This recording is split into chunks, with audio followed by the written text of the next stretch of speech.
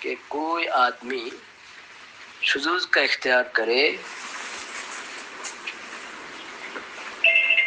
کوئی آدمی دینی امور میں شذوذ اختیار کرے، دینی امور میں احداث اور ابتداء کا راستہ اختیار کرے، حالانکہ وہ کسی دینی جماعت کا دینی ذمہ دار ہے، نہیں دینی جماعت کا انتظامی ذمہ دار نہیں، دینی جماعت کا دینی ذمہ دار، دینی جماعت کا انتظامی ذمہ دار مثلا تشکیل کے کمرہ میں کسی کو مہمانداری کے لیے دے دیا،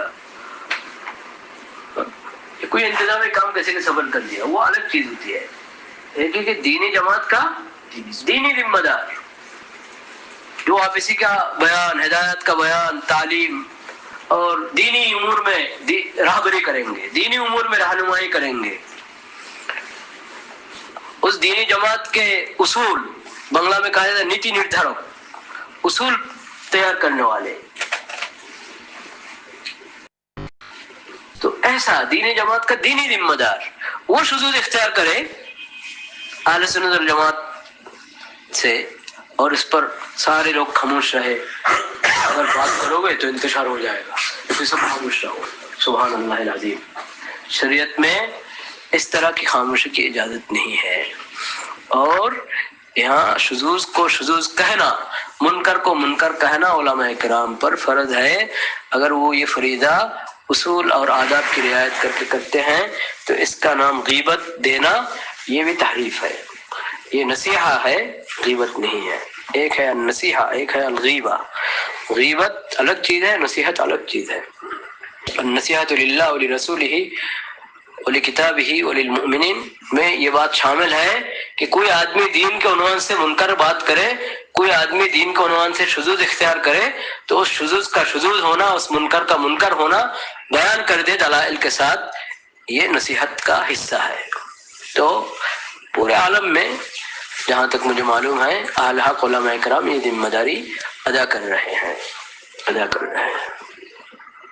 اب یہ سوال ہوتا ہے کہ بھائی یہ نظام الدین کے ممبر سے، محراب سے، یا آج کل نظام الدین میں جو ذمہ داری ادا کر رہے ہیں اس کام کا، وہ اجتماعات میں، مختلف جگہوں میں، عام اجتماعات یا جوڑوں میں جو بیانات کر رہے ہیں، ان کی گفتار اور ان کے کردار میں کیا کیا شذوذ ہے، کیا کیا منکرات ہے، یہ ایک سوال ہے، اہم سوال، علمی سوال ہے۔ اس پر علماء کو دلائل کے ساتھ، سنجیدگی کے ساتھ بات کرنا ضروری ہے، کوئی اشتعال انگیز بات نہ کرے، خلاف دلیل بات نہ کرے، الزام تراشی نہ کرے، دلائل کی روشنی میں سنجیدگی کے ساتھ اس پر بحث کرنا اہل علم کا فریضہ ہے، یہ ضروری ہے۔ اس میں افراد بھی نہ چاہیے، تفرید بھی نہ چاہیے۔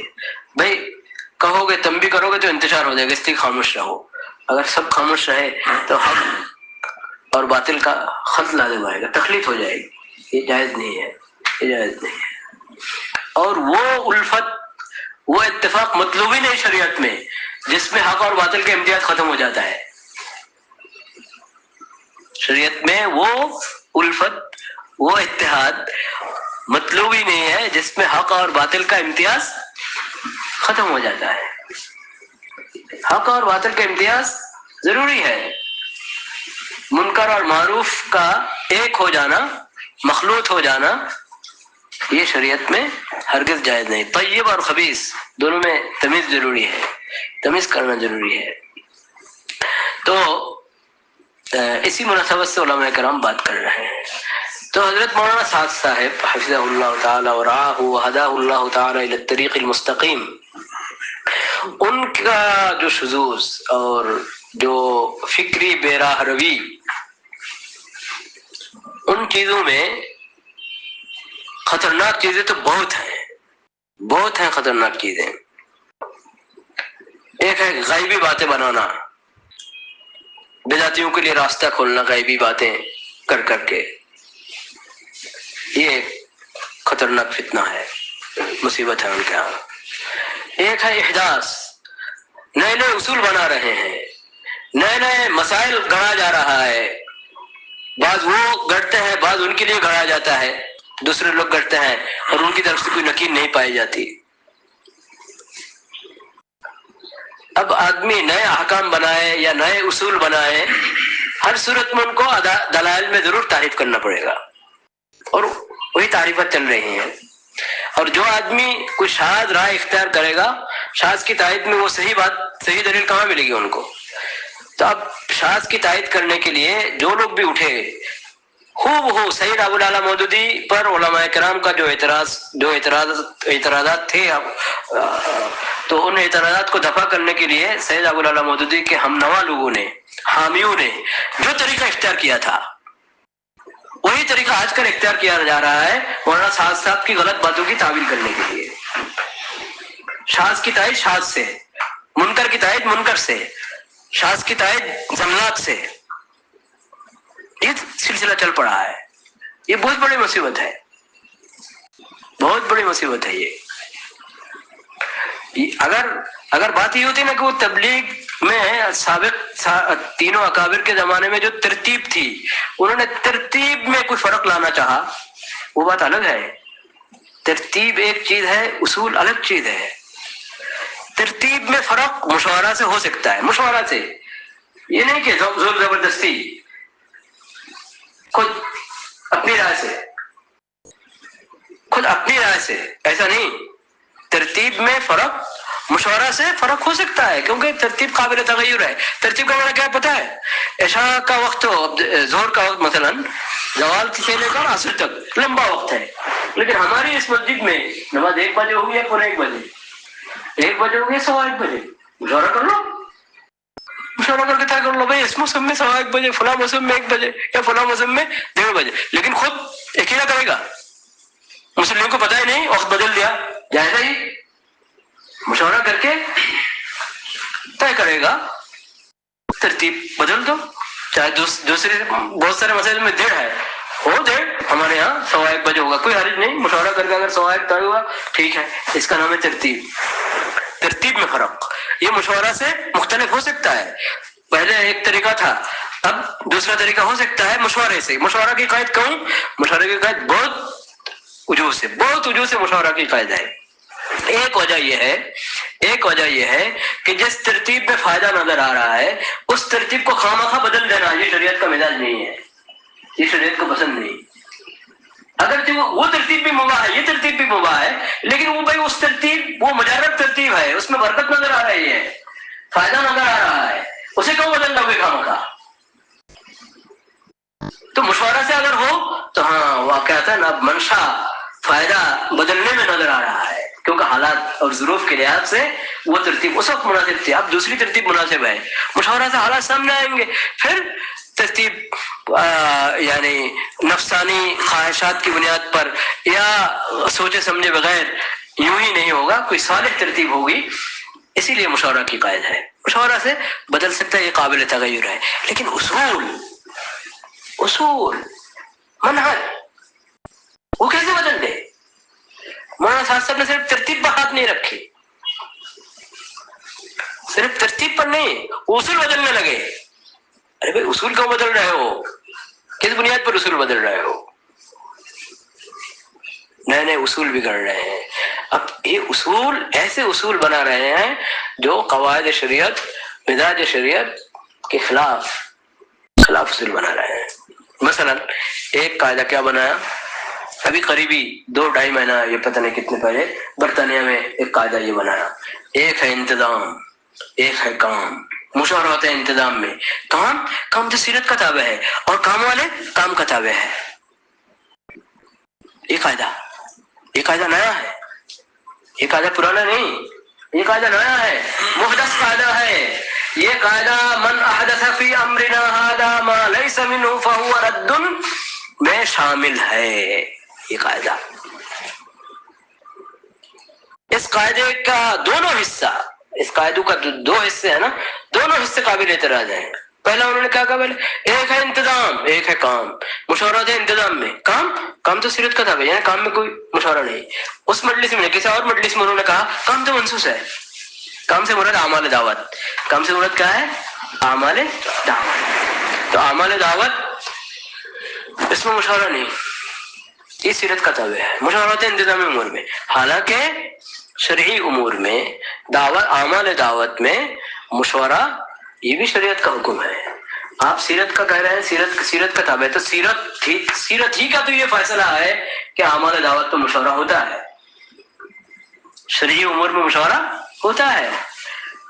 حدیث کی کتنے مسائل ہیں، خلفاء راشدین نے جمع کیا بدری صحابیوں کو، فلاں حضرات آ جائے، فلاں حضرات آ جائے، سب سے مشورہ کیا حضرت عمر نے دینی امور میں، دینی مسائل میں.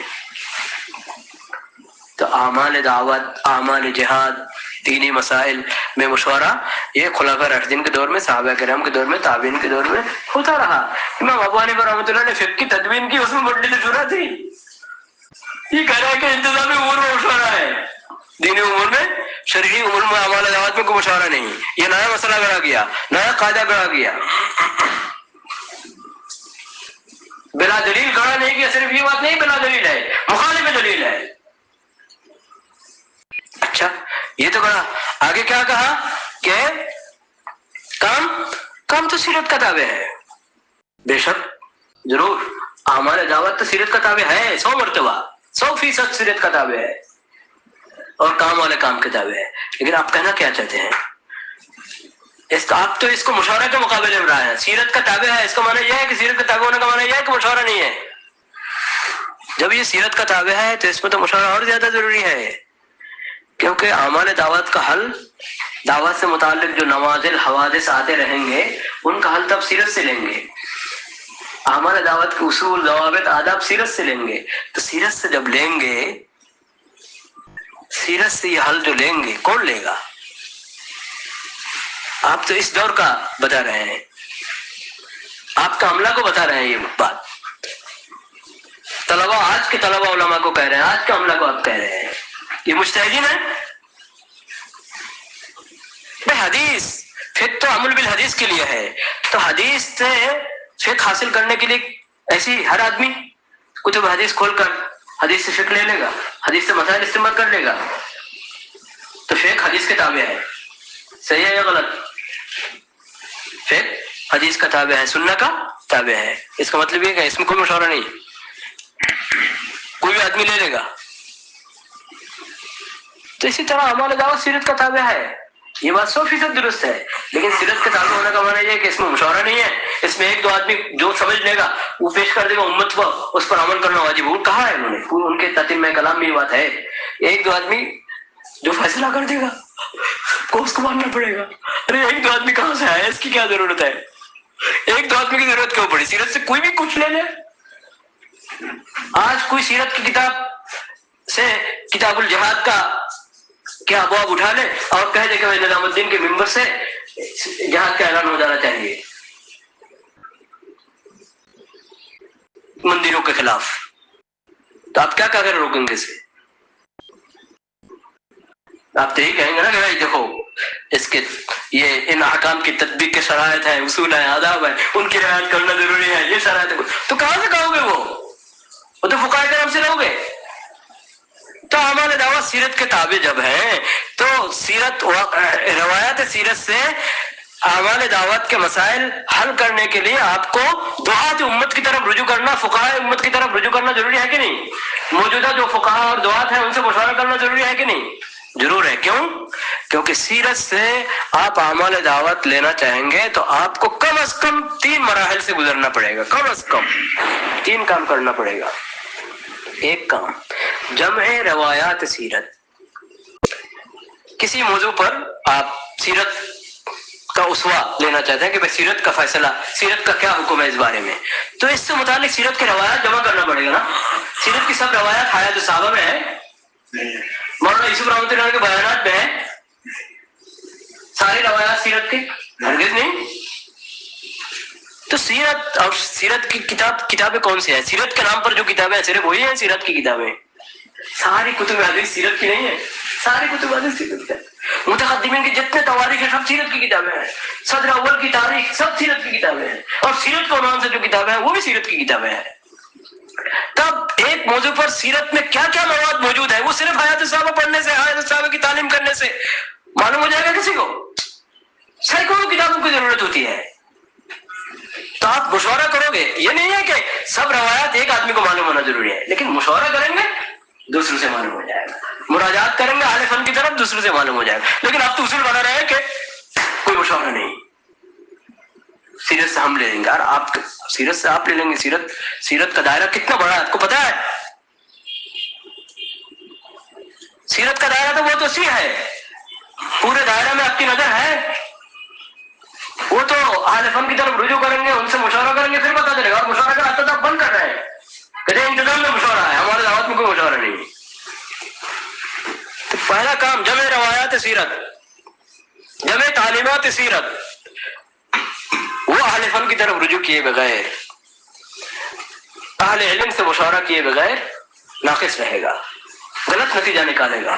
سب روایات جمع ہو تو ایک نتیجہ نکلے گا. ایک موضوع پر 2-3 روایتیں لی, باقی چھوڑ دی, باقی کا پتہ ہی نہیں چلا, تو کچھ اور نتیجہ نکلے گا. ٹھیک ہے نا؟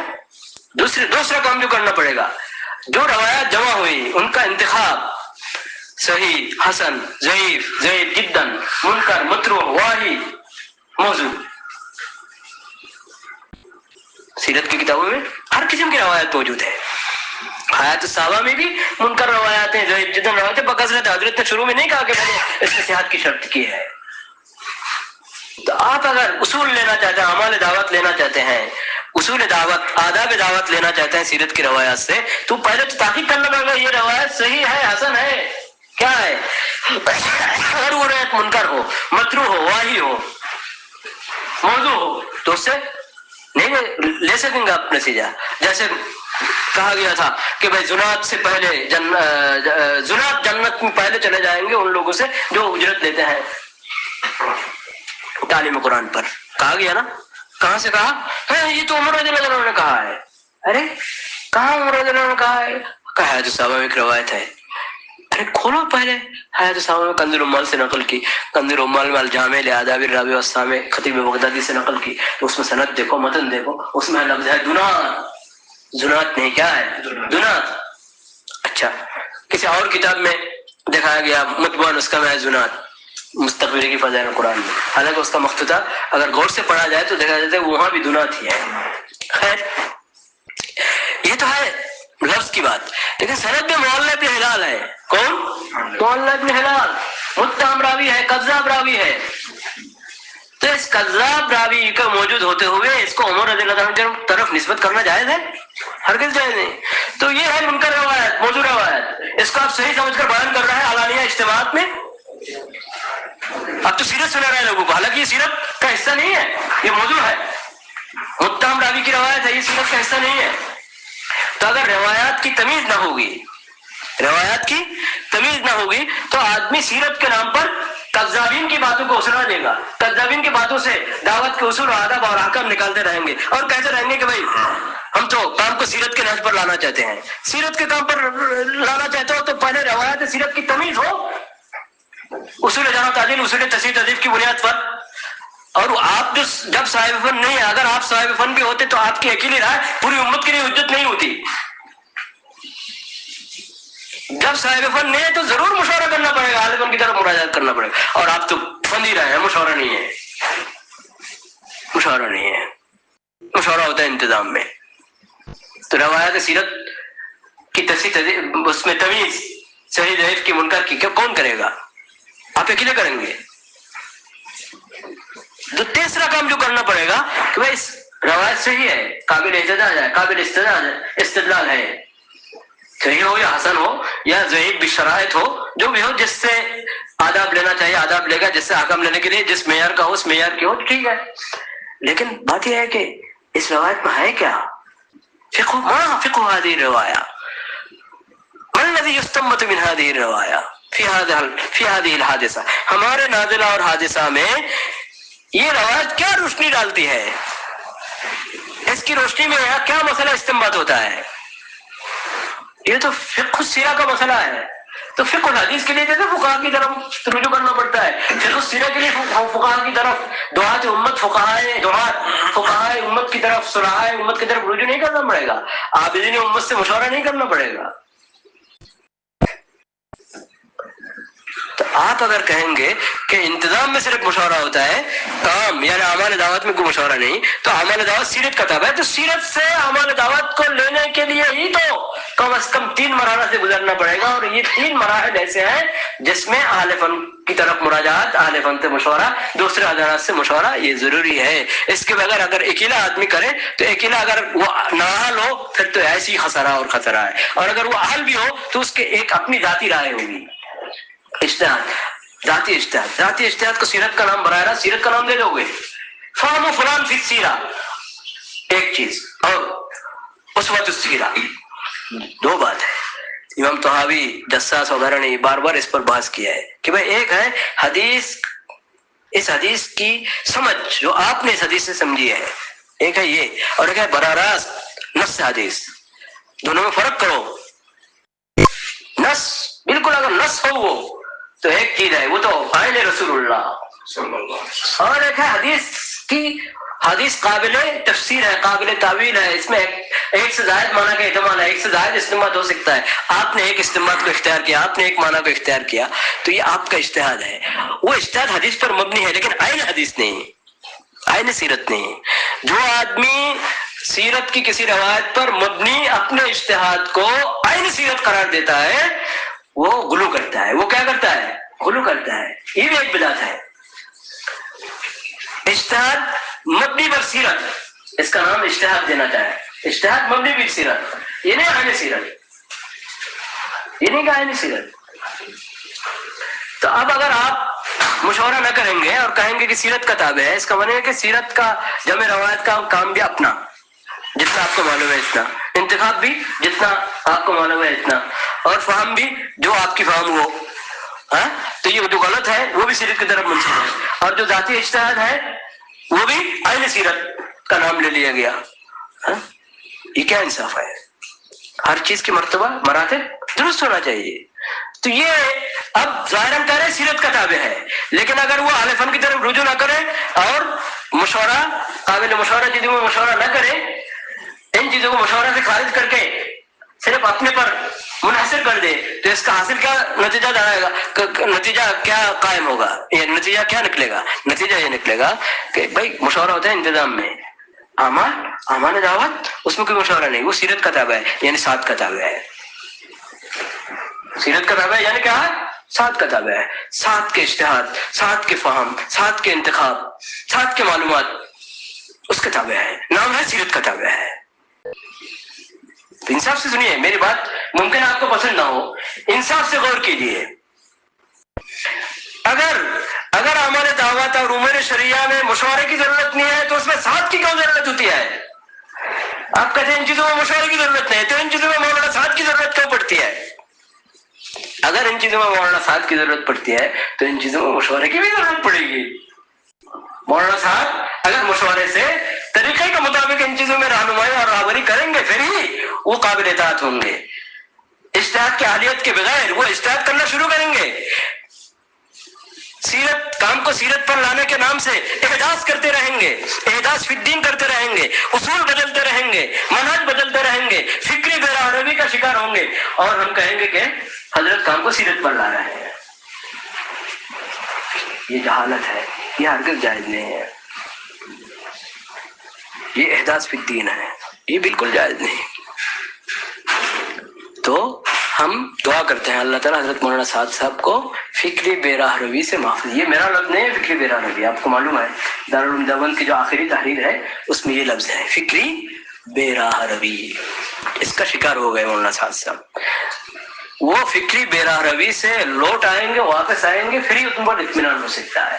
اللہ تعالیٰ انہیں اس فکری بے راہ روی سے کیا کرے؟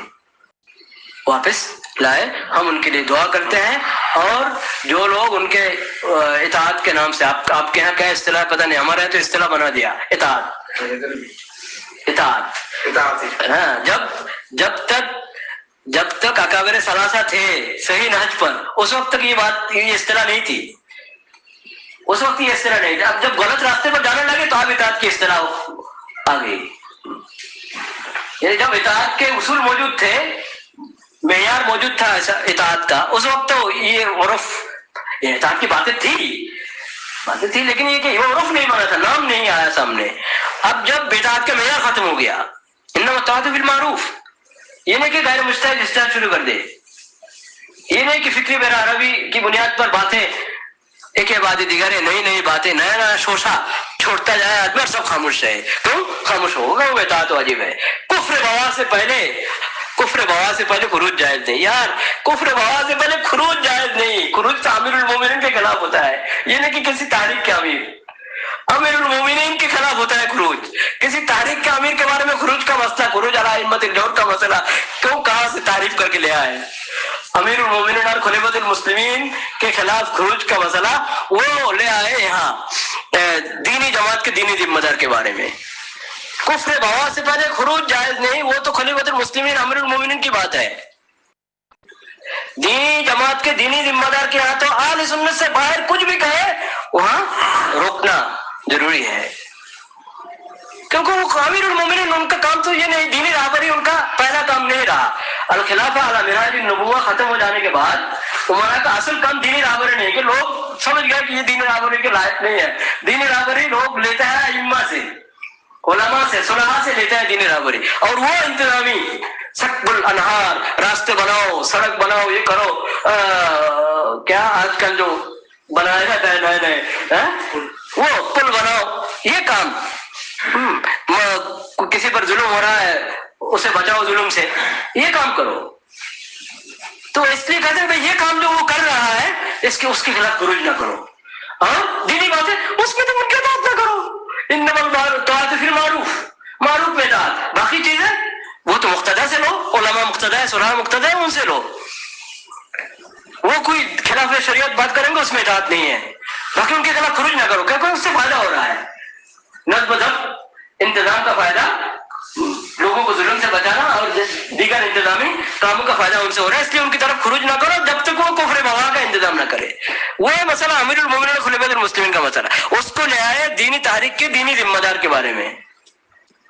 یہ تعریف ہے، یہ تعریف ہے. کفر بوا کے خلاف خروج جائز نہیں، لیکن جن کے خلاف کفر بوا کے بغیر خروج جائز نہیں ہے ان کی بھی تو اطاعت جائز نہیں ہے، غیر معروف میں ہے جائز نہیں ہے. بالکل امیر المومنین خلیفۃ المسلمین غیر معروف میں اطاعت جائز نہیں ہے، انما الطاعۃ فی المعروف. تو اب تو یہ ہے ان کی اطاعت مطلق ہے، اور کچھ کفر بوا کے بغیر خروج جائز نہیں ہے. کیا کیا نئے نئے مسائل بنا رہا ہے. آپ یہ سمجھ لیں، دینی تحریک کے دینی ذمہ دار، یہ امیر المومنین والا احکام اس میں نافذ کرنا درست نہیں ہے. اور کفر بوا کی بات وہاں ہے، یہاں نہیں ہے. یہاں اگر کفر بوا تک انتظار کرتا رہے تو وہ تو دین کو ختم ہی کر دیا ہے. کفر بوا سے پہلے تک جتنی گمراہیاں اور جتنی دلالات ہیں بیان کرتے رہیں گے، ایک ایک اجتماع میں ایک ایک باتیں آتی رہیں گے، سب خاموش. کفر بوا تو نہیں ہوا اب تک، خاموش رہو سب. اس سے زیادہ دین کی بگاڑ اور تبدیل اور تعریف کا کچھ ہوگا اور کوئی صورت ہو سکتی ہے؟ خطرناک صورت. اللہ تعالیٰ ہمیں صحیح سمجھ کی توفیق عطا فرمائے. میں نے پہلے ہی کہا اشتعال انگیز باتوں سے پرہیز کریں، ایک، اور الساکت عن الحق، ایسا نہ بنے. حق کہیں لیکن حق طریقے سے کہیں. زبان درازی، سب شتم، استہزاء، تمسخر، تنابز بالالقاب، ان چیزوں سے ہم بچیں، بہتان تراشی سے بچیں. لیکن حق بات کو حق طریقے سے، صحیح طریقے سے کہنا اور منوانا یہ ہمارا کام نہیں. کہنا، سنجیدگی کے ساتھ کہہ دینا اور خود حق پر جمے رہنا، یہ ذمہ داری ہے. اللہ تعالیٰ اس کی توفیق ہمیں عطا فرمائے. اور ان جو حضرات شذوذ اختیار کیے ہوئے ہیں ان کے لیے ہم دعا کرتے ہیں اللہ تعالیٰ ان کو راہ راست پر آنے کی توفیق عطا فرمائے، ان سب کو فکری بے سے محفوظ فرمائے. وآخر دعوانا الحمدللہ.